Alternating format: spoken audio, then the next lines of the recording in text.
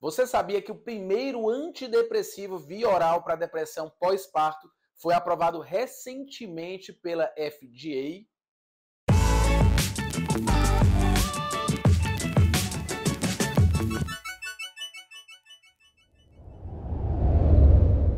Olá, amigos e amigas do Clube Psi, meu nome é Igor Emanuel e eu venho falar sobre esse tema quentíssimo, uma super novidade, que é a aprovação recente pela FDA, a Anvisa americana, da zuranolona, que é o primeiro antidepressivo via oral, porque a gente já tinha a brexanolona, eu já falei para vocês aqui no Clube Psi, em outra ocasião, em um vídeo anterior, da brexanolona, que é um antidepressivo injetável, que tem uma série de inconvenientes, porque a mulher tem que ficar ali no pós-parto 60 horas em um hospital, em torno aí de 2 dias e meio, fazendo uma infusão contínua. Então, do ponto de vista logístico e de preço, a brexanolona bastante complicada. No entanto, a zuranolona vem para revolucionar, mas com alguns poréns que eu quero falar já para vocês. Como que funciona ali a zuranolona do ponto de vista teórico e prático? Do ponto de vista teórico, a zuranolona ela é um neuroesteroide GABA. Ela é um derivado da progesterona, o hormônio feminino. Em última instância, numa cadeia de metabolização, se forma ali a alopregnenolona. E a zuranolona, ela é a versão sintética dessa alopregnenolona que a gente forma endogenamente a partir dessa cadeia metabólica que eu expliquei. E o que é a alopregnenolona, em última instância a zuranolona, sua versão sintética, fazem? Elas se ligam ao receptor GABA, o mesmo receptor dos benzodiazepínicos. E nessa ligação há uma modulação, que a gente chama de modulação alostérica positiva, aumentando, portanto, a função GABA desse receptor aí, onde há essa ligação específica do neuroesteroide, no caso aqui, a zuranolona. Então, dito isso, esse mecanismo teórico, nós estamos falando, então, de um remédio que ele diminui a ativação do eixo hipotálamo, hipofisário, adrenal. Esse eixo do estresse, esse eixo da reação de luta ou fuga, que está hiperativado muitas vezes no pós-parto,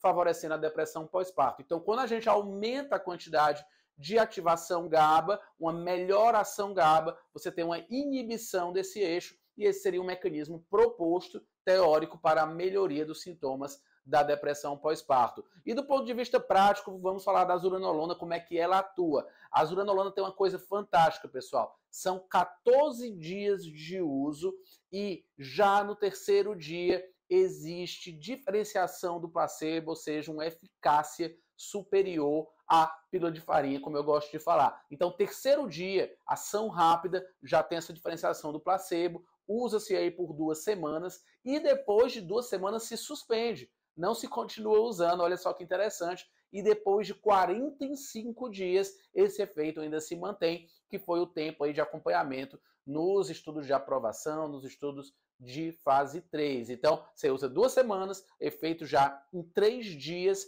você para após 2 semanas, 45 dias de manutenção dessa eficácia.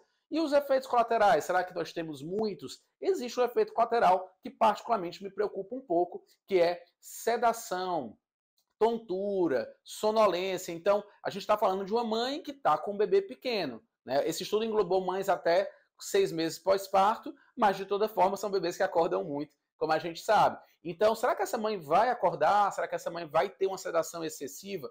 A pesquisadora principal do estudo fala que não, que isso não seria impeditivo, que na prática, ela deu algumas entrevistas, isso não aconteceu, mas é um ponto que a gente precisa ficar de olho. Um segundo ponto muito importante é que as mulheres não estavam amamentando com a zuranolona, e nós estamos falando de um problemão, porque a maioria das mulheres, mesmo com depressão pós-parto, elas querem amamentar, isso inclusive pode promover uma prevenção da depressão pós-parto, quando elas conseguem amamentar, elas querem e de fato efetivam a amamentação. Então, um problema, será que a zuranolona é segura ou não em relação à questão da lactação? A brexanolona tem alguns dados já de segurança, a sua irmã na versão injetável, mas em relação à zuranolona ainda não sabemos. Outro ponto de atenção, um terceiro ponto, e aí já saindo um pouquinho da depressão pós-parto, é que a zuranolona foi tentada a aprovação para a depressão não perinatal, depressão maior, depressão comum, e não houve aprovação pela FDA, porque a FDA disse que não havia ainda dados substanciais, mas essa é uma molécula